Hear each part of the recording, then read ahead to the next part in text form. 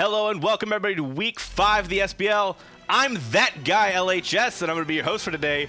Joining me on the desk is Taco. How you doing, Taco? I am more than prepared to watch how these teams and how these games for today are going to play out for the final week of North America. Lots still up in the air for that Valencia spot for NA. Yesterday we wrapped up EU, got our 4 EU teams.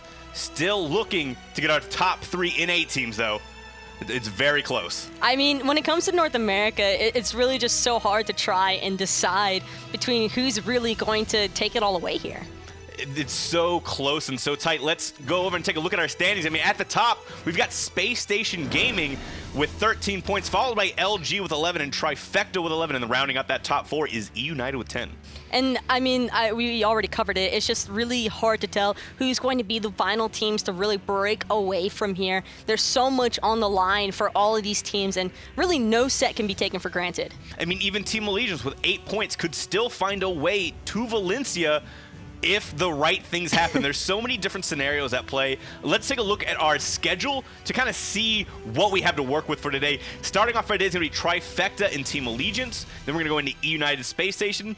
Then we're going to go to Flashpoint Noble. Not quite the same implications for Valencia there. Then ending our day, we got Team AI and Luminosity.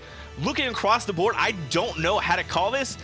The theme for NA on this split has been a lot of inconsistent play across the board, teams hitting strides at different points. I look at this schedule for today, and I don't know who's going to win. I think a large portion of that inconsistency is due to the fact that a lot of these rosters have just been shuffling around as far as players are concerned. It's taken teams a little bit of time to try and really develop that chemistry that we see so familiar in EU for comparison instances. But I think for North America, really the big mindset here is just trying to work on their overall team synergies and really hit that stride before heading into Valencia. But of course, if you want to make it to Valencia, you've got to break away in these final sets. Speaking of breaking away, I mean, what I've been talking about so far this split has been Trifecta really finding their stride, making the step from being a good team to a great team. We're going to see them playing against Team Allegiance, who's also kind of made some strides. These are two teams that are hitting their strides at different points.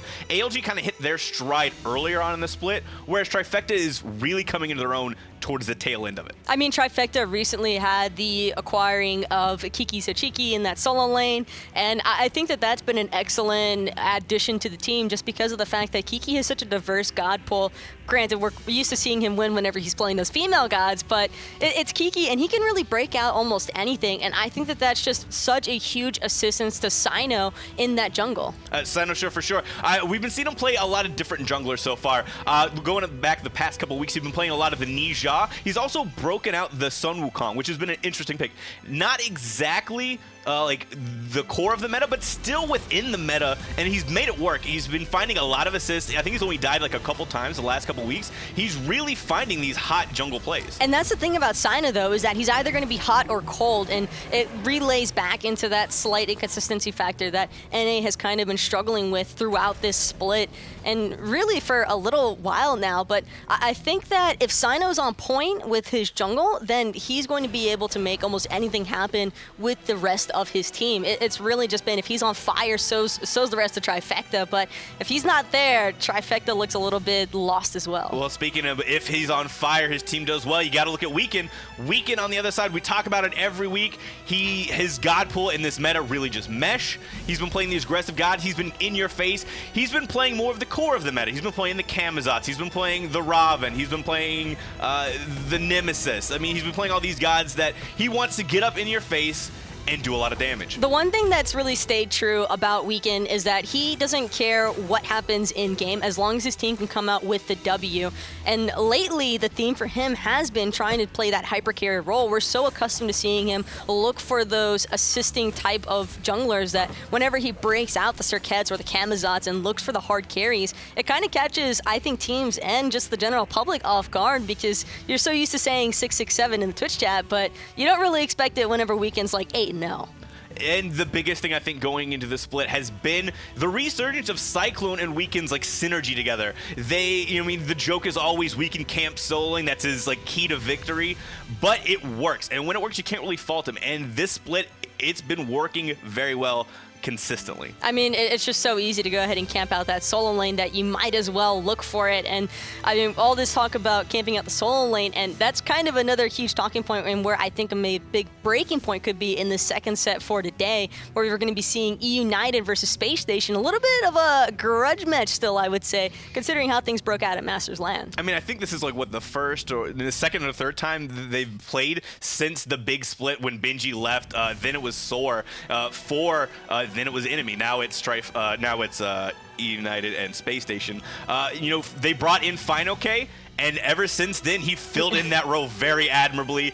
K's just been on a tear. I mean, looking at me, he's my Rookie of the Year. I could definitely see him being a Rookie of the Year. His Herc play is just absolutely insane. I think that's kind of what he's really established himself on, is that his Herc is just nuts. And when you have somebody like this in the solo lane that can kind of just come into the competitive setting and really play it as though he's always been at that level, that's kind of an incredible feat to accomplish. I mean, it's not even like, Herc isn't like exactly meta, but he's not that far out of the meta.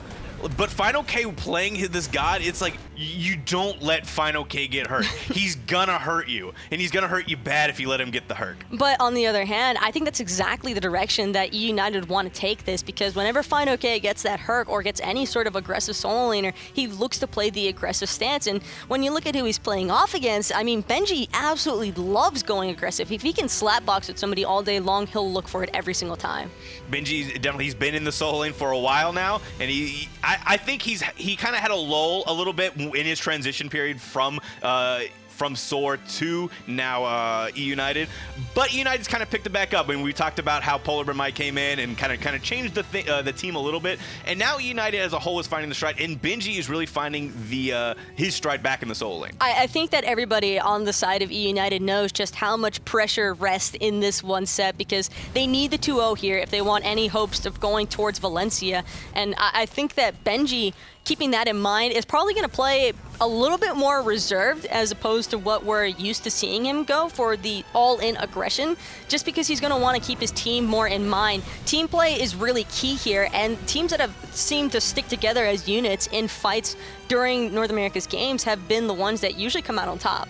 So with K being such an aggressive player, an aggressive solo laner, and Benji probably going to have to play a little bit on his heels to kind of be like water, you know, let him aggress, but kind of just move around him. Do you think Benji can play that and, you know, kind of bait K into these bad situations? I think the big thing here is really going to be one or the other having to bait out the other's jungler, because there's probably going to be a decent bit of focus into these solo lanes. I'd imagine that Verizial and Homefei are probably just going to try and hang around that section, see who can get, I guess, the worst end of pushing up the lane, and that's really going to help determine how these games are going to play out. So this game, you know, if EU United want to make it to Valencia, can they pull out at least a split here? I think I think that if anything, EU United definitely have a possibility for a 2-0. I wouldn't rule out any team in North America because, like I said, we've seen Space Station be absolutely on fire, but NA has a tendency to be a little bit inconsistent, and I think that the talent pool is definitely there for EU United to pull it through,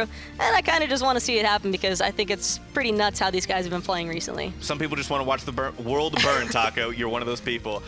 Going into our third set, we've got Flashpoint and Noble. Not as much implications here. Flashpoint hasn't looked exactly like the strongest team. They've got Walrus back. You know, he's playing in the solo lane. He's going to be good. And then you've Noble. I mean, just across the board, Noble's been on fire. They had their run. There was an opportunity for them to make it to Valencia, and then they just kind of dropped the ball. You know, I don't think anybody's too upset about that. I think that relegations is really the big thing here for this set. Flashpoint are already guaranteed to have to compete in relegations, but Noble are kind of sitting there facing off against Team AI, really, as far as whether or not they're going to have to play it out in release. So Noble really want to look for the 2-0 closeout here. And I honestly speaking, I don't think Noble's going to have too much of a difficult time in this game. Just across the board, Wubbin's been playing out of his mind, if we're being honest. I mean, the biggest thing with Wubbin, I guess, would always be his decision-making, being caught out at certain points, trying to force things that happen for his teammates.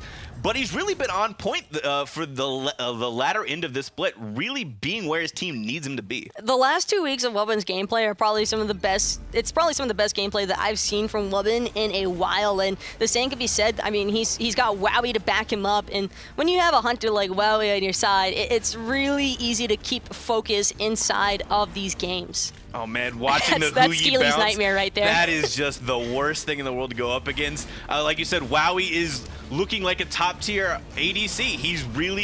He's finding his stride. He's, you know, becoming one of these consistent guys that we're always talking about. MLC is also returning to form as one of the top mid laners. Skeelodon is finding his stride. Aquarius is like, he's not at the final K level, but he's a solid rookie solo laner. I think all across the board, Noble are fairly solid now, and they're really starting to find their team chemistry, which is what this team has been lacking for a while. They've always been fairly strong players individually, just never really able to correlate it together, but now it's starting to come into play. And I mean, Flashpoint are kind of in the opposite side of that spectrum, where they're still trying to find their footing. They're still trying to find their roster even. I mean, they've had a lot of swap outs recently, and so it's kind of difficult for a team like Flashpoint to want to go toe-to-toe with some of these other North American teams, but it could still be a very strong development period for them, and they can take whatever they learned from this final set and what they've learned all throughout the split into relegations. For sure, you got to look at the learning experiences offered by all of these games. Let's go to our last game. We've got Team AI versus Luminosity. Should be a really good game. But it could also be an absolutely heartbreaking one for Luminosity fans out there, as AI have the opportunity to play spoiler for Lumi today. If Luminosity finds a split or isn't, I mean, if they even get 2-0'd, you never really know what's going to happen in North America, but that would just be absolutely devastating, because finding a split, and that would leave Luminosity at 12 points, which threatens their chances of Valencia. I mean, Team AI doesn't look as strong as they used to. I mean, you lose Zatman, you lose DJ Pernicus. I mean, you lose some key pieces. But then they added Zeno, and then they added Chapo, and those are two guys who have the potential to go off. Maybe not consistently go off, but they definitely, the potential for this team to have crazy monster games is there.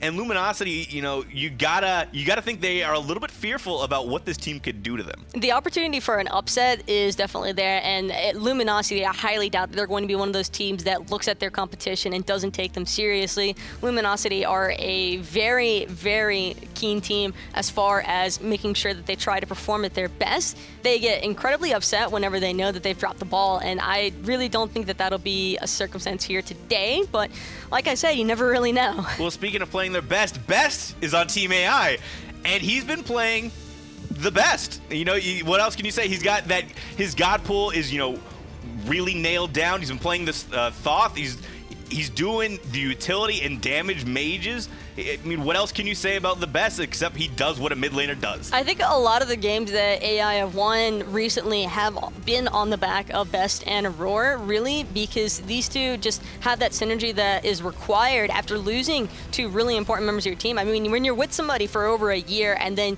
all of a sudden you just lose those two people, it can be incredibly difficult, but Aurora and Best have ensured to keep playing it together, and that's really been assisting Chapo and Xenotronics to really help them come together. So all around, I think that AI have a pretty solid chance. You know, the Best has been a mid laner for a while. He's kind of one of the NA staples as a mid laner. On the other side, we got Baskin, you know, the new mid laner, the new blood. You know, he's been around mechanically, a great player. Didn't start off as the greatest mid laner, but has also come into his own, found his stride, and really looked sharp as a mid laner. I think a lot of flack that Baskin used to get was that he could only play Poseidon, but realistically, I think that Baskin's always been really mechanically talented and could pick up almost any mage and play it proficiently. Just because we saw so much Poseidon out of him doesn't mean that that was his god pool. It's just, if somebody's not banning it against you and if it's working incredibly well, why change it? So when it comes down to that mechanical skill between the Best and between Baskin, who has the edge in that mid lane? I think Best, just because of the fact that he has that veteran experience, and he would probably know how to be more aggressive without getting himself placed into punishing positioning. All right, I think I'd have to agree. You know, Best has been there, and then, but yeah, you got to look at the junglers on the side, you know, all that kind of synergy. There's just so many question marks around this entire game between what AI can do, which Luminosity is going to show up, and if they're going to play with that fire to get to Valencia. I mean, Luminosity, they need the 2-0 here. This 2-0 is going to be crucial. Otherwise, I don't think people would be very happy if Jeff and Vera didn't end up making it to Valencia. I think that their fate is in their own hands, and they are going to look to take it. People would absolutely riot if they weren't there. But that's it for us on the desk. let's throw it to our casters for game number 1. Thank you, Desk, and welcome to the stand. Me and Aggro will be here to bring you Allegiance up against Trifecta. All games today are pretty much important. Very much so. I mean, this is what everyone's been waiting for. Europe yesterday was fun, and there were some possibilities there for teams moving around, but we basically knew there are 5 teams competing for 3 spots, and no one is guaranteed quite yet. We got the potential for a very long day. Currently, the top team in North America could actually go out and not make it to Valencia. 5 teams in contention. Only 3 can make it through in North America. Which 2 do you reckon are going to go out? Man, I don't know. Allegiance is going to have a tough time. I mean, not only do they need to 2-0 in this first set, but then they also need some help outside of that. United's got that tough set against Space Station, but Luminosity, as they mentioned on the desk, I'm not completely confident that they're going to pull it out too. I mean, who knows? I'm saying that Allegiance has the worst chance to make it. And talking about Allegiance, that's what we're going to start things off against Trifecta once picks and bans are ready. And the big one between this is the fact that Trifecta, if they find a single point here, they're in a good spot. Allegiance need a 2-0 to stay in the running. And even then, if they find the 2-0, it's not guaranteed that they're in. So that's why I said I think Allegiance has the toughest task. Trifecta has looked very, very good as of late. Cynosure in particular seems to be expanding that god pool and working on some new stuff and looking very comfortable on it. And when Cynosure is on, Trifecta looks like a completely different team. Well, Morrigan and Isis banned out early on. Obviously, keeping an eye on that Morrigan, which is starting to rise to popularity now. Very high win ratio on the god, but not played by everybody. No, not by everybody, but if you do play it, it gets banned against you. That's basically what we're seeing. Hurriwind played it, actually had the first competitive loss on the Morrigan, and it still gets banned away because he can still play it so well. I've got no problem with Allegiance taking it away. And Sol locked in straight away. Osiris banned, but Bellona is available, as is Susano, and we're going to see Wukong more than likely running that in the jungle here. Yeah, I like this pick for ALG, but it's not going to have that Isis alongside it that Metyankey loves so much. Great bans coming out of Trifecta, clearly have done their homework, but even despite that, Susano, Fafnir are 2 very strong first 2 picks. Yeah, Fafnir had a little bit of a nerf to him once again in terms of his slow potential. He's nerf immune. He's still strong. Yeah, he's nerf immune. Let's be real. I mean, this guy is just insane. Doesn't matter what we seem to do. He's still one of the top supports in the game and seems to be staying there for the time being. Terra and Vamana. Very early pick of the Vamana here. And why would it go Vamana? I mean, you know CycloneSpin can play it in that solo lane, and Kiki, this is his like go-to warrior. Kiki can play some weird stuff, and then it's either Vamana or Nike, and the Nike did not look very good previously last week, so just taking it away, making sure that solo lane is going to be set in stone, because Vamana doesn't have that many bad matchups anyways. He's a very safe solo laner. You're not giving away too much by picking him early. Well, Trifecta gone for a very safe laning phase so far. Vamana, pretty difficult to gank. Terra has the escapability and the ultimate to help the other lanes, and Sol with the Disapparate, she's pretty safe too, so they're going for safety first, it seems, especially against Susano. That's true, and Scylla there as well. You want to make sure that you're not getting reset off that I'm a monster, and this is a different play style for Metyankey. He's been playing that Isis, a little bit of Soul as well, but these support sort of utility mid laners, Scylla is damage in a lot of it. We'll have to see how he fits with this Allegiance comp. Some Wukong for Allegiance and Cernunnos from Trifecta.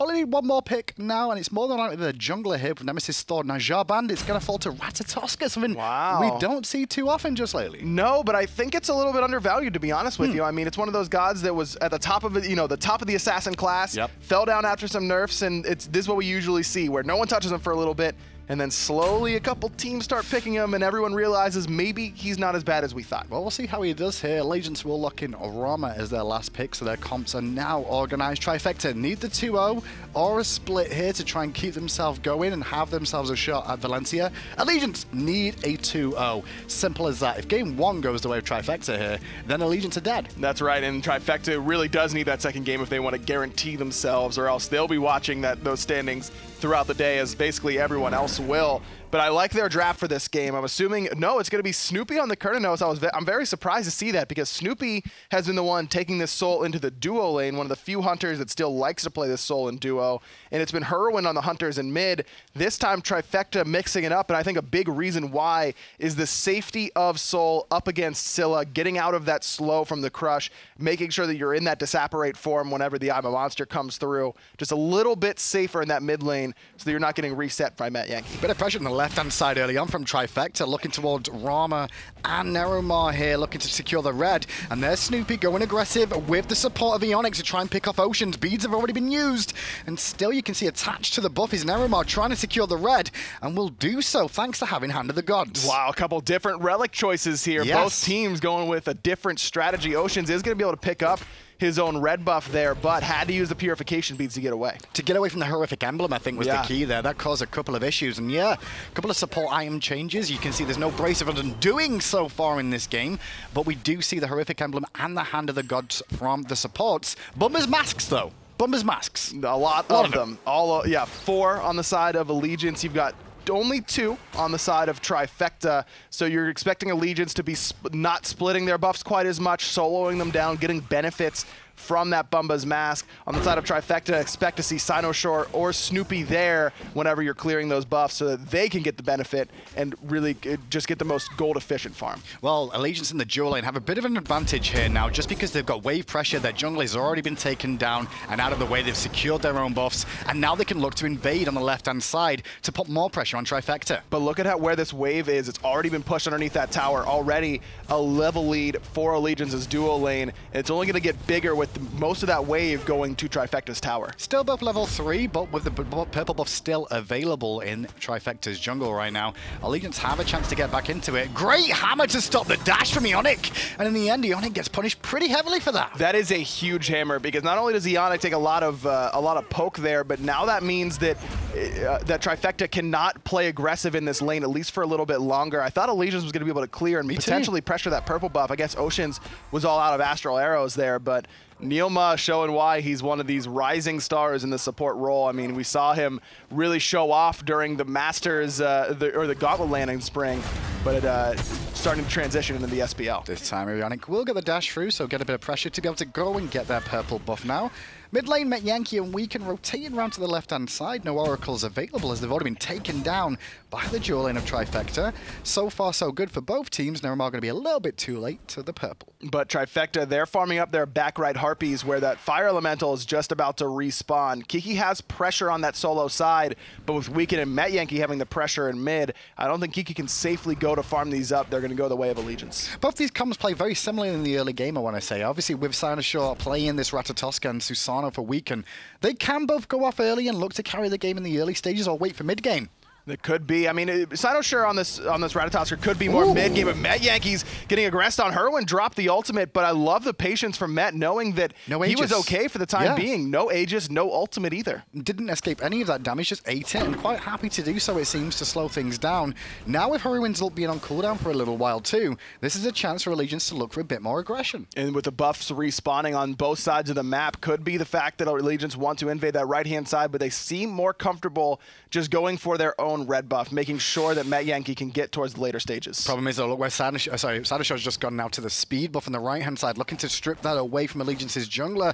Wukong won't be here in time, but CycloneSpin has turned up, and CycloneSpin will secure it, forcing Cynosure's ult too. Trifecta just using ultimates to have to look for plays, but not finding any. NeiruMah thinking about coming to the enemy's speed, but even with the Hand of the Gods, couldn't close the gap quite in time. Thought he might jump over the wall and just go for the cheeky hog steal, but instead decides to play it safe, but still going to hang out on this right side of the map, and I like this decision because both blue buffs are about to respawn, as well as those right side mid Harpies. So NeiruMah has a choice here. Does he want to stick around and help these blues, or does he want to go to the left-hand side and try and help ALG secure the oracles? Experience definitely still relatively even between the two teams now. One side of Cynosure gets this buff on the right-hand side. You should see Kiki get closer towards that level 7 to match that of Wukong and CycloneSpin. 4.5 minutes in, though, this invade from NeiruMah. He has got Hand of the Gods available, and just his pressure alone could keep them busy for a second. Kiki playing a little bit aggressive on the right-hand side as well with the help of Cynosure. This is what you expect from Vamana in this lane, being able to play a little bit more aggressive without Susano there, especially with Cyno there. You know that you can take that 2v2 fairly easily, even without Cyno having his ultimate. It's funny seeing Kiki versus CycloneSpin in the solo lane. These two were teammates for such a long period of time, and now Kiki faces his former teammate where he basically used to mid lane or support for Cyclone most of the time. They're good friends, obviously, they played for so long.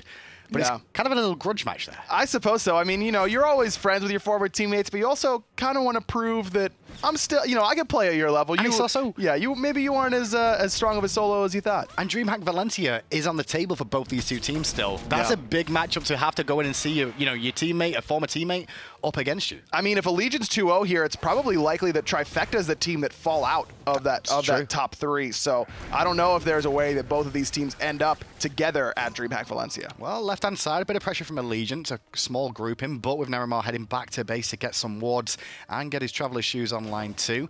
He won't be looking for the Gold Fury just yet, and the dance of the wards is what we're really going to see for a little while. Metyankey has to be careful about this horrific emblem that Eonic has, because he has no purification beats. He went for the Aegis instead, as Terra's Blessing is popped on the left-hand side. They're looking for Oceans. Oceans takes to the sky, though, to buy himself some time. There's no one coming for a hell of a long time, because the rotation coming out to help out Oceans is also in trouble in the jungle. Oceans is about to fall down as now Eonic and Hurriwind did a great job of keeping 3 busy to allow that gank to go down. Not only did they keep them busy, but they poked out NeiruMah as well. He's going to have to jump away, and his Trifecta immediately uses a bit of the sustain that Eonic provides. Not enough pressure gained to try and pull the Gold Fury in that scenario because of the 3 ultimates used on the side of Trifecta. But that's what Ratatoskr does when you're not used to playing against him. It's just like playing against Thor. You got to be worried in those side lanes about getting ganked from the sky. I always feel like Terra ult is one of those things of, obviously you're going to see an engagement. So as soon as you hear that go, you know for a fact someone's dying soon or there's a fight going on. So you're trying to respond instantaneously if possible. Exactly. You know something's going down somewhere because it's such a long cooldown that you don't want to just be wasting it to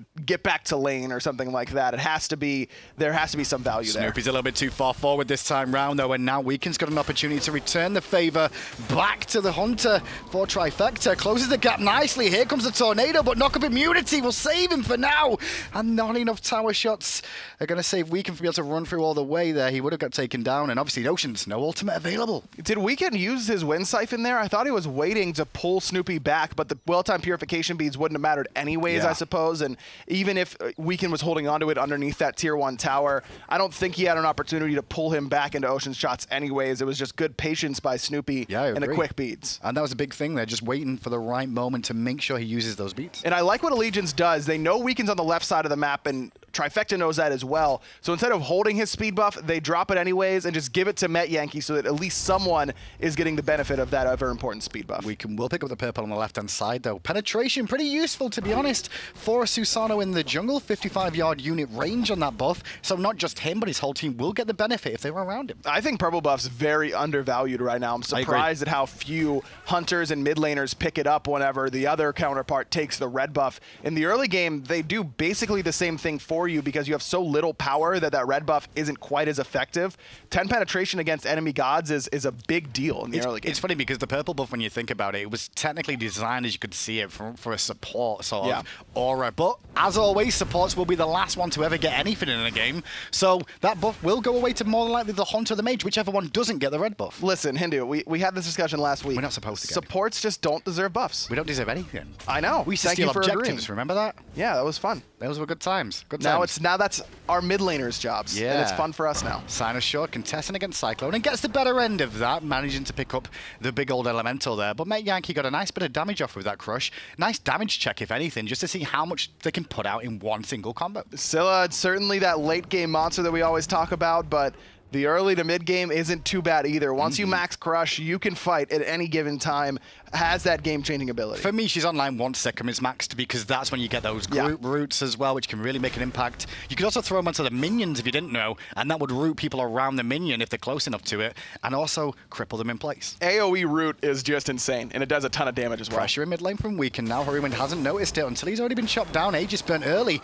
Weekend wasn't even looking towards Hurriwind there. I do like what Hurriwind did. That early Aegis was wise, just in case they went for the all-in. I don't mind that play from Hurriwind. I don't know if his Disapparate was down, and that's why he felt like he needed to go into the Disapparate form to give himself some extra protection there in that scenario, but don't be surprised if Weekend shows his head around that left side again pretty quickly. Do you like what I see out of Trifecta, though? You can see they headed back to base a couple of members to get some more wardage for themselves. They need to secure up this left-hand side. That's where Weekend just came from, rotating through their side of the jungle to get some free pressure. And that's exactly exactly where they're going to ward, because once you realize, oh yeah, we don't have a ward there, and that was pretty scary, you better pull one down pretty quickly. Eonic going quite deep here. It looks like we're going to see a little bit of a fight around this speed buff now. 4 and 4.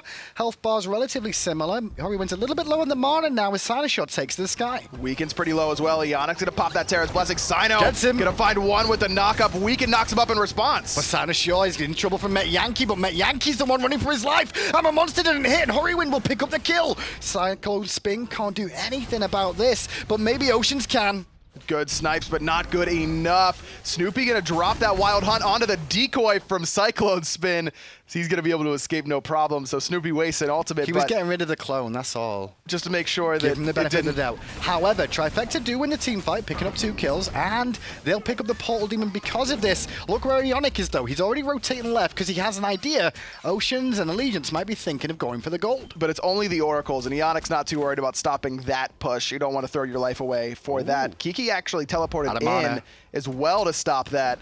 Before backing, couldn't even spend any of that gold or get the mana regen. 3 kills to Trifecta, and the Trifecta fans out there will be very happy about this. They do need these points drastically. At 11.5 minutes in, though, things are looking pretty solid so far. And they've got solid late game as well. They've got the Soul, which is excellent in the later stages. Vamana falls off a little bit, as does Ratatoskr, but Terra and Cernunnos in the late game are absolutely monsters. On the other side, though, Allegiance, they have Scylla, and that's really all you need. Oh yeah, and Rama and Fafnir, who are also great in the late game. Whenever you combine Fafnir with a Hunter, and it's a Hunter that can scale pretty well into the late game, you've always got basically 2 hyper carries in one, because Fafnir can just bring so much. Fafnir, for my money, the best late game support. I mean, I don't think there's anything that anyone that I would rather have in the late game. Gab. Okay, yeah, that's I think fair. I'd rather have Gab. Yeah, well, it depends on the composition, I suppose, but when I think of late game supports, you're right. I think Gab and Fafnir are the 2 that really stand out to me. Other Guardians usually do well throughout the entire game. Yeah. Ymir you think of as doing a little bit better early than late because of his base damage, but and Guardian's overall, yeah. Guardian's roles change throughout the game too, which is one thing that a lot of people don't necessarily realize. The laning phase, you're kind of there to make sure nobody dies. Right. Pick up farm and keep the wards secured and controlled. Then when it comes to team fights, it depends on composition by composition about what you're going to do as a Guardian. Pressure mid though onto Eonic, who doesn't really panic too much there, nice and tanky. But going back to the Guardian thing, yeah, like sometimes team fights, you're looking to just be a peeler sometimes. And sometimes you need to be blinking into the back line and engaging. Right, there's always something different that the Guardians could do. As Snoopy again playing aggressive on that left side. Oceans has to use his ultimate. Snoopy didn't use anything of his. He's got a 2-level lead over Oceans right now. Looks like that was probably a direct Bramble Blast that actually hit onto Oceans there, if anything. So Snoopy was quite happy to take that trade. Did go for the Shifter Shield, which took a bit of a nerf in terms of at least cost. It's going to be a little bit more expensive now to pick up, but it's still viable. It's still a mini Transcendence with some extra defense. I'm surprised that Hunters are still picking it up. I think that it's still viable in the jungle and in solo, but it feels a little bit too expensive for me to go, but with the way that Cernunnos works, where you're getting extra power from your first ability anyways, and you're basically just building attack speed after 1 or 2 power items, it can really work with the way that you want to build him, where now is just going to be pure attack speed from Snoopy from here on out, and he'll be doing plenty of damage with those auto attacks. I'm just a little bit surprised. Is it 2,400 now? I can't remember off the top of my head. I can't. I know it went up by 100. You wouldn't ask I know me. it went. Sorry, it went up by 150 gold. I know that much. I know the patch notes, and I can't remember exactly how much. It went up 150 gold, but I'm not sure what to. I do know Transcendence is a very expensive item itself, though, so maybe that's one of the reasons Shifters is still in contention. That's true. I mean, if you just need outright power, there aren't that many options in the early game. Bloodforge in the late is the best one, I think, but it takes a while. A little bit far forward here, but just causing some problems for Allegiance. Metyankey in an awkward spot, but Kiki ends up being more damage than he did to Metyankey. Cynosure in the sky, however, looks for NeiruMah and doesn't find it. Nice leap away, timing that to perfection. Kiki and Eonic trying to start up the speed buff, but 4 members of Allegiance have ultimates available. And remember, Hog for NeiruMah as well. Looks like it was secured. We can be able to pick it up. But Allegiance don't want to continue the chase despite the 2 ultimates used by Trifecta. No real benefit there for Trifecta whatsoever. I do like how far forward Eonic's playing, though. You can see him quite happy to step forward. He's not worried too much about being pulled by Susano just because of her passive on this Terra, and it's allowing for a little bit more aggression. Not only that, but he went Stone of Gaia right after Boots, so that's going to immune the pool as well. I love the Stone of Gaia pickup in that second slot. Tons of health, tons of regen, and that passive does great work against Allegiance. Keeps you in fight for a lot longer, too, which means you can regen even more and keep looking after your team, because the mana regen and the health alone that you get from this item is very, very beneficial to you. And that's a big reason why Eonic's got a lead over NeiruMah right now, is because he's just able to stay on the map longer than NeiruMah is. He's got more sustain between the Watcher's Gift and that Stone of Gaia, and of course the heals coming out of Terra. I mean, you're able to stay on the map for a long time. Meanwhile, NeiruMah, he's going for the Hide of the Urchin rush, which is something that we're expected maybe to see some support start to go for early game. Health, as well as mana, as well as protections to both, but it is expensive until you get some of those stacks online. It takes about 3 stacks before that item starts to really gain you value for how expensive it is. And with Allegiance the way they're playing right now, I think they're waiting for that Hide of the Urchin to be finished, a couple power spike items, and then they're going to look for one big bang of a team fight, and then it'll be a bunch of stacks on NeiruMah, and that's the best case scenario for Hide of the Urchin, where you finish it and immediately get a big fight that goes your way, and all of a sudden you become so tanky so quickly that the team on the other side usually can't handle it. Well, the last real death that we saw was just before the Portal Demon got taken. Now the Portal Demon is respawning once more. Kiki and CycloneSpin both making sure they're trying to get wall coverage down on this side. And looking at their builds too. Frostbound Hammer for Kiki. CycloneSpin going for the Gladiator Shield here. Little surprised that Kiki's not respecting Metyankey's damage quite yet. I mean, I know it's still early game, but that Sikkim probably now maxed for Metyankey and has some penetration online with that Dynasty Plate Helm. There's no magical protection for Kiki here. Without a Heartward Amulet on the side of Eonic, there's no magical protection in Kiki's build. So Metyankey's going to be able to do a lot of damage to Kiki on these rotations. A little bit surprised from Allegiance to not see a few more braces coming out, because I do feel Trifecta's composition here, very good at poke damage, but not very good at all in and get a kill very quickly. That means the bracer will be a little bit more impactful for them to be able to regen, whereas if you're Allegiance, I can understand Trifecta going for Aegis against someone like Scylla, who will two-shot you. Sure, I think that Aegis is probably better against Soul anyways, because, I don't know, there's consistent damage in these team fights, though. You're right, it's poke, but consistent damage is just as important. And if you get slowed and guaranteed auto attacks coming out of Hurriwind, you're probably going to die even through that Bracer heal unless the all-in was committed. I think that teams are starting to realize that Bracer is really good, but sometimes Aegis, and a lot of times I think, Aegis or Beads just prevents you from taking any of that damage in the first place. I like this plan from Trifecta. They know the speed buff is just spawned for Allegiance, and now they're trying to make a call. Do you want to go gold or speed? Well, gold is the call from Trifecta, down to half health already, and it's going to get reset for a minute as Kiki trading with Metyankey, and once again, Kiki losing out on that trade, but a nice little play out between Snoopy and now Cynosure in the sky. Double stun there from Ocean, sets it all up. Weekend's going to use the Aegis to prevent the stun damage coming through. Metyankey using I'm a Monster just to reposition in this fight. Very, very defensive from Allegiance here. Ocean's still in trouble, and he will be the casualty of war so far. And Allegiance basically using their ultimates and using their escapability more than anything else to survive. They're not taking the trades they don't want to fight, it seems. Allegiance just has been a little gun-shy this game and playing this very, very patiently. You see this sometimes from teams that have it all on the line. They're playing not to lose yeah. and not to win. That's the difference we can see here so far. 4-0 to Trifecta. Gold Fury below 25%. Yankee trying to flank round. NeiruMah goes in, has Hand of the Gods. But Hand of the Gods will not be used in time. Trifecta get the Gold Fury. And now NeiruMah falls down thanks to a nice little knock-up coming through there. Snoopy and Eonic giving chase to Metyankey, who's just trying to buy himself a window to get away. He may have that thanks to Weak and pulling him back, but Yankee and the crushing walls will destroy him. I like the Wind Siphon from Weekend to pull Snoopy off of his mid laner, but Eonic didn't need any help from his longtime hunter. Finds it anyways with the long-range crushing earth. Trifecta find the Gold Fury and a couple more kills. Now, despite being down 6 kills and a couple objectives, Allegiance is not that far behind right now, but they've got to play aggressive more in the future. I mean, Allegiance is just allowing Trifecta to dictate the pace of this game, and anytime you're relying entirely on counter engages, it's very difficult to just make the other team mess up for you. Especially when you're using the counter engage opportunities with the ultimates defensively in the first place. Yeah, I mean, Scylla ultimate has been used entirely defensively so far this game. And Rama ult too, to be fair. Yeah, Rama ult almost entirely defensively. He had one opportunity for an aggressive snipe around his own speed buff, but even that didn't go Allegiance's way. We just haven't seen Allegiance be the aggressors quite yet, and they've got a pretty solid idea of how to engage with this composition. It isn't easy to do necessarily. Weekend's really got to poke out the enemy and get behind them and make them chase him around and allow NeiruMah to engage off of that or CycloneSpin. There's no Blink Cataclysm, you know, there's no Ratatoskr ultimate paired with Terra ultimate like Trifecta have. Weekend will get his own speed buff, but out of mana here, and Eonic on this right-hand side again, just being a pest in the jungle, and that's what he really needs to do for the time being on this Terra. Only level 13, but 2-level lead over NeiruMah, and we will talk more about that Stone of Gaia, because I think we'll see that more and more often. Well, look at the build. Look at what he's gotten right after this. I thought it was going to be Spirit Robe myself. So did I. Spirit's Robe, I think, was the obvious choice, but going for the very expensive Mantle of Discord. I mean, we're talking over 3,000 gold at 20 minutes. I guess it's just one of those scenarios where Eonic was probably planning on Spirit's Robe, backed with a ton of gold, and just said, why not? Could well be, especially when you stay in lane so long as a support. You stay in the map so long, you forget how much gold you've got in your coffers until you go to try and cash it in, and you're like, well, this is a great payday. Might as well. I mean, you got plenty of protection. That CDR, very important on the Terra as well, because of how long the Terra's Blessing cooldown is, giving you more dashes as well, which is always important. And then, of course, that really, really strong passive. Allegiance want to start to aggress onto Eonic. Anyone around him is going to get stunned when he drops below that HP threshold. Now, Allegiance's plan seems to be trying to split the map up now. They are down a considerable amount, around 5,000 gold here, but they're trying to pull Trifecta around the map a little bit more. You can see them pushing the waves into the middle lane a little bit more.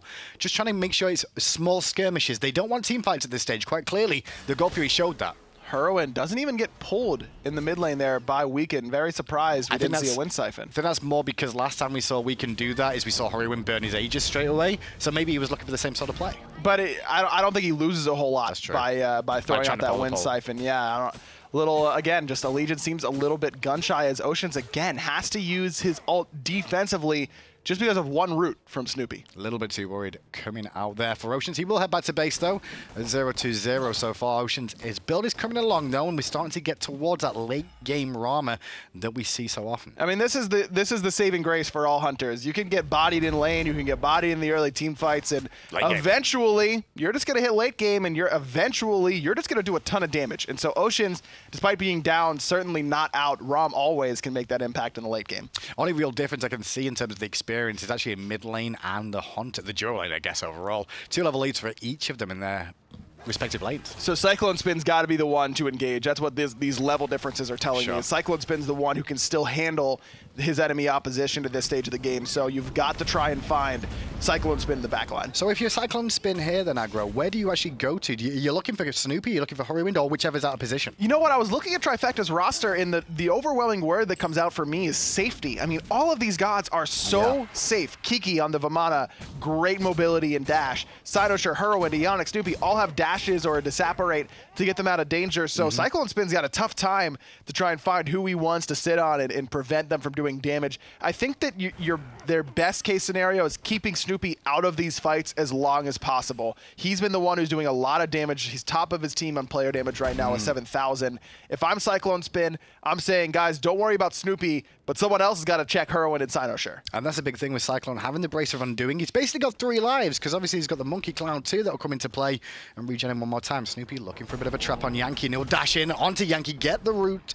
Almost online, but Yankee will get back with the Sentinel, and now Trifecta ready to start the Gold Fury and spawn time. Snoopy smells blood. He just finished Rage, and so he's going for as many kills as possible as the early game, and this is what Trifecta like to do. Pull the Gold Fury inside the pit, make it hard to tell where they are. Double Hunter, so it won't take long to bring this one down, but Weekend sneakily gets around the back. Doesn't get an opportunity because NeiruMah's been collapsed on. NeiruMah is running for his life right now, has his ultimate available, trying to bait out as long as he can, and does just that, but Metyankey is forced to beads again. Snoopy's already taken out NeiruMah after the ultimate went down, and round the back comes Weekend looking to pressure Snoopy, but it's not enough damage up against the double damage dealers of Trifecta. That was a good ult from Metyankey, and finally Allegiance gets on the board, but still Cynosure chases down Oceans. Metyankey makes the play to get Allegiance on 1, but still lose 3 members in the process. Kiki's going to be able to zone away these 2 without much worry, and it's going to be another Gold Fury most likely for Trifecta. Yeah, with Cynosure joining in there as well, Cyclone will be forced to ult, and it's easy days for Eonic and Snoopy to take that Gold Fury. You can see the damage done in that fight. I saw what Allegiance were doing. They were looking for the engage, but before they just finished setting up for that engage aggro, they got engaged on themselves. And that's exactly what Trifecta can do so well with its composition. Hurriwind gets stunned by NeiruMah. Everyone from Allegiance thinks, ooh, can we move up here? And immediately Eonic ults and Cynosure ults. And all of a sudden, Allegiance is on the back foot and everyone's panicking because it's Trifecta who are winning the team fight. Cynosure didn't take an ounce of damage during that entire engagement. And look at his build. Tons of damage. Love this Heartseeker Shifter Shield combination, getting benefit off that 70 power that Shifter Shield gives you. And of course, the Hydra's Lament that works so well with Ratatoskr's kit. Yeah, I love the fact that you can see the Kasari picked up by Kiki as well. Especially when you've got a Soul and a Cernunnos here. Yep. That item works so well. And you don't realize how much attack speed it gives you until you play the Hunter and go, hang on a second, I'm attacking so much quicker. What's going on? Yeah, why Am I hacking? That happened to me. Did I forget to turn my hacks off? I did. Oh, that happens all the time to me. I know, and it almost happened on stream yesterday. I saw that. It almost, but not quite. Paul Demon obviously went the way of Trifecta after the Gold Fury 2, which just extrapolates this lead a little bit more. And now it's an awkward position for Allegiance because they're just kind of having to hold on until Yankee can find something. That's what it kind of feels like here. Found something in the last one with that early rod of Tahuti, but it still wasn't enough to find the reset. Fire Giant pulled by Trifecta, but immediately they peel off it and go for the fight again. They will look for Weaken, but they don't manage to get the Spirits Robe off. Still engaging our Trifecta here. Kiki's going to trade in mid lane up against Oceans. And Cynosure dunks in, and Yankee's already dead. He was the real hope that Allegiance needed in this team fight, and he's already taken out of the game. Trifecta knew exactly what Allegiance needed and took it off the board immediately. Had it Aegis for Metyankey, but still couldn't use it. Kiki just zoned him out of the entire fight. We were talking about Cyclone trying to find Snoopy to do that. Kiki knew his plan as the solo lane and did just that. Hand of the Gods is available here for NeiruMah. No ultimates to secure for Trifecta. This is a steal opportunity, but again, Trifecta recognize it and immediately pull off for the moment. But he's just buying time, NeiruMah. They know he's still probably got his ultimate available, and they have to keep him busy. This is old school Smite for you guys at home. Kill the guy with Hand of the Gods, and do not let him get into that Fire Giant pit. And if he does, you'll lose the fire as well. Hurry's in trouble, though, thanks to that meatball coming out from the Fire Giant. Weekend has bought enough time for reinforcements to start coming back in. Good pathing there by Weekend, but it's not going to matter in the end. Trifecta secure another objective. Oceans has no ultimate after the last engagement, but dashes away and gets some nice damage off into Cynosure, who bit off a little bit more than he could chew as the little rat. Exactly. That's one of those moments where it's like, hey, Oceans has had a tough game so far. Oh, okay. You're still a hunter. Yeah, you're still getting there. You still have chin size. You've got 4 completed items, working on the 5th. Still does plenty of damage.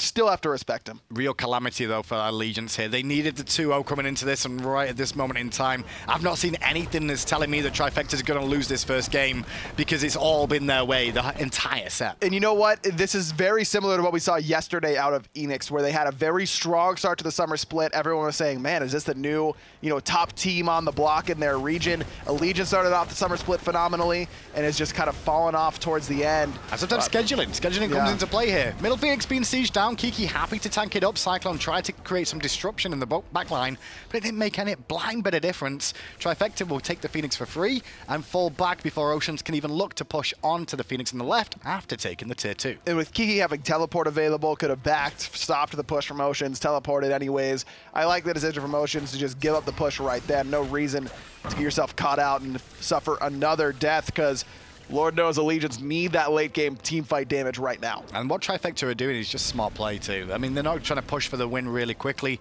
Taking the time about it, they know they've got a nice substantial lead, but they know it's very important to not make a mistake. Don't give the team a window back in, because one I'm a monster, or should I say 4 in a row, could spell disaster. That's right. Scylla ultimate can change the course of the game with just one ultimate. And to be fair, most mages can do that. Even Scylla's the most. Scylla's the one the most because of the reset. That's what you'll see. But a Ra sniped lineup, a Vulcan ultimate lined up perfectly. Kulkan, they've all got the same sort of thing. I don't know if you were here, but that's a meme for us now. Oh, is it because Death Panther? No. It's because FDOT says it all the time when it comes to Scylla, so we're memeing it now. That you could. Did you know that it could change the course of a game with one team fight? Try it out sometime. It's pretty solid. I'll do it when I'm casting with him. Yeah, do that next time. I'll just keep bringing it up. Yeah, just ask him how much can Scylla ultimate impact the course of a game, especially in the late game. I never found out about that double kill, by the way, that you were talking about yesterday with him. Well, I really missed an opportunity. I was sad. I was gonna go with something like, "I've got a great double kill for you. Try this sometime." Or something stupid like that, but I just started. He was so mad, and I just started laughing. It's okay. You sound stupid on a normal basis. You didn't have to put an impression on for it. Phoenix on the left-hand side now being looked at by Trifecta, backdooring it again. Eonic tanking it up. Cynosure now goes to the skies. Kiki works in the zone work. Kiki though now tanking the Phoenix in response. CycloneSpin trying to wrap around the back, but he's a little bit too late. And once again, Allegiance just watch as more of their objectives fall for free. Cynosure was up, saying, "You guys aren't stepping up, right? Nope. Stay where you are. Okay, I won't land on you then." Trifecta get another Phoenix in Allegiance's defense. How do you stop a late game Soul Cernunnos combination that are buffed by Shogun's Kasari coming out of Kiki? I mean, that Phoenix stood for what, 5, 6 seconds. The issue with Allegiance's comp for me is the engage potential. What are you waiting for? You're waiting for either a root coming out from Metyankey from the back line, NeiruMah to find a nice hammer, or CycloneSpin knocking people up and slowing them down. And if none of those things really happen, you don't want Wukong going in, first of all, if you can help it. You want him to wait for the initial fight to start up. They have no real hard engage that's reliable, like an Athena taunt, like the way that Trifecta have this Terra who can literally root and knock you into a wall over and over again. And Cynosure's ultimate, which we've seen. Yeah. As soon as the fight starts, Cyno goes up into that tree and just surveys the team fight from there, can easily get into the back line. I agree with you, Allegiance all these gods are really good, but I don't know how good they are together, necessarily. And look at the player damage. I mean, it's not like Allegiance haven't done damage this game. It's just that they've not had the right opportunity to get the damage to reward them with kills, which becomes objectives. And it's been a lot of retreating, a lot of throwing crushes over the wall as you're backing up. You know, Ocean's trying to put some pot shots in with the ultimate as he's falling. It's just been difficult for Trifecta, or excuse me, for Allegiance to be those aggressors in these team fights because of the lack of engage. I don't think Allegiance are going to be dead for Worlds, though. Let's be honest. I'm looking at it now. They're out of DreamHack by the way this game's going. Yeah. Unless something woey happens. And I'm calling it woey now because it's got to be out there. Like, you've got to make some real bad mistakes to lose this game, and I don't think we'll see Trifecta necessarily do it. And I like what Allegiance are doing. They saw that life was on the line, and they're like, you know what? We can try and sneak down the left-hand side, but bad news bears. They got caught out. And look what it did, though. It made Trifecta back, so this is just a little bit longer for that Fire Giant to go down. And I agree with you. Allegiance definitely, teams kind of forget that this is a team that was new to the summer split, at least in the support role with NeiruMah. Metyankey still adjusting that mid lane role like we talk about all the time. We saw flashes of brilliance from this team, and very clear to me that they can come up with strategies and execute them well. We said that consistently whenever Metyankey started pulling out Isis, and it was just Gold Furies, Gold Furies, Gold Furies for Allegiance, and no team really had an answer. Well, now the teams do have an answer. Now the teams realize just ban away that Isis, and that strategy really goes away for Allegiance. Now it's just a matter of how can Allegiance adjust? What other strategies can they come up with? And given the extra time during the fall split, during this break that they'll have in between now and the fall split, and then Super Regionals and Worlds, I've got a lot of hope for this team. Well, Trifecta now looking to try and push on Allegiance, looking for potentially a last stand here. 5 minions pointing down left-hand side, and Middle Phoenix weakened now. NeiruMah goes in and gets Hurriwind early on, but the ultimate out of weakened did not find a home at all, and big baby Kiki on the front side is causing so many issues that Metyankey will just get annihilated solo by Cynosure. Just blown up. Never got a chance to use the Aegis. The beads was too late as well. Cyno has been making it happen on this rat. And now the final Phoenix on the right side siege down. NeiruMah was a dragon for a second, but the dragon is no more. Neither is any of the Phoenixes remaining for Allegiance, and this is Allegiance's hopes and dreams of DreamHack coming to an end right now. All the Phoenixes are down, the Titan down as well. Trifecta eliminate Allegiance and get themselves one step closer for their own guaranteed spot. But it's only one step. If they find the 2-0 though, are we secure? I believe so, because that would put them at 14. Space Station right now sitting at 13. Even if Space Station loses to E-United, that would put E-United at 13. That's a lot of teens right now, but yes, Trifecta would be guaranteed as far as my horrible math is concerned. Well, we'll see what happens in Game 2 then, because that's going to be the biggest talking point of whether Trifecta can find the 2 against Allegiance, and if you're Allegiance, you're still playing a win, because, you know, at the end of the day, it's a learning experience. Of course. I mean, you have very few opportunities to find this good of a practice. I mean, practice is one thing, SPL games are another. Even after being eliminated, you got to make sure that you're trying those new strategies to get ready for fall. Do we see any crazy stuff out of Allegiance though? Oh yeah, we can totally see that. Don't get me wrong. I mean, Arachne jungle, no, I say Arachne Bakasura. Let's go Bakasura. What do we want? No, we can play Baka. What are some gods that Weekend likes to play? Kumba, Khepri. Oh, some Khepri jungle. Khepri jungle. That would be the play right now. I'm not so sure. He's going to play Nemesis. Look, we all know he's going to play Nemesis. How upset would you be if you picked Khepri jungle and won this game and go, man, if only we would have done this in Game 1. if we just would have used our secret strat right away. Khep jungle. Maybe he pulls it out. Proves it works. We all know it's going to be Nemesis. We know it works in solo. Why are we talking about this? I don't know. It's going to be Nemesis. Anytime Weekend needs to pick a jungler, Nemesis. Well, Trifecta.